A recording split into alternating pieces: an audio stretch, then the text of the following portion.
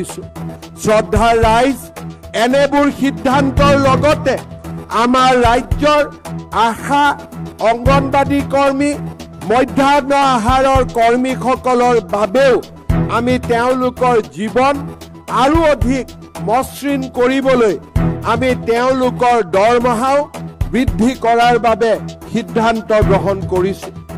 আমাৰ চৰকাৰী কৰ্মচাৰীসকলৰ বাবে, বিশেষকৈ নতুন চাম চৰকাৰী কৰ্মচাৰীসকলৰ বাবে নিউ পেনশ্যন স্কিমে কৰবাত নহয় কৰবাত সন্দেহৰ সৃষ্টি কৰি আহিছিল।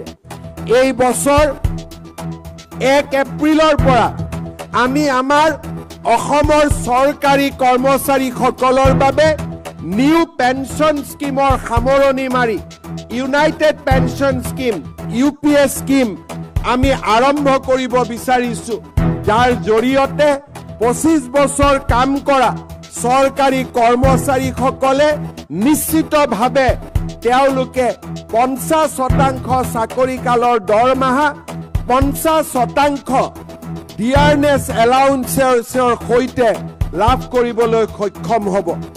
অসমৰ চৰকাৰী কৰ্মচাৰীসকলক মই আৰু এটা সুখবৰ আজি দিব বিচাৰিছো। 2005 চনৰ আগতে যিসকলৰ নিযুক্তিৰ প্ৰক্ৰিয়া আৰম্ভ হৈছিল, কিবা কাৰণত নিযুক্তিৰ প্ৰক্ৰিয়া 2005লৈ গুচি গ'ল, তেওঁলোকে ওল্ড পেনশ্যন স্কিমৰ জাগাত নিউ পেনশ্যন স্কিমৰ অন্তৰ্ভুক্ত হ'বলগীয়া হৈছিল।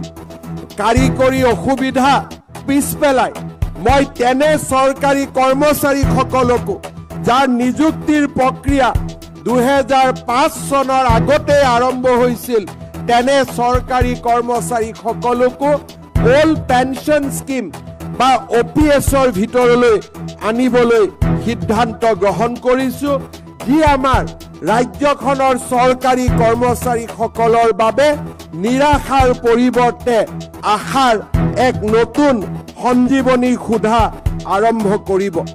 শ্ৰদ্ধাৰ ৰাইজ, এই বছৰতে আমি 2006 চনৰ আগতে প্ৰতিষ্ঠা হোৱা যিবিলাক মহাবিদ্যালয় আৰু বিদ্যালয় প্ৰাদেশিকৰণৰ আওতাৰ পৰা বাদ পৰি গৈছিলে, তেওঁলোককো আমি প্ৰাদেশিকৰণৰ আওতাৰ ভিতৰলৈ আনিবলৈ আমি সিদ্ধান্ত গ্ৰহণ কৰিছো।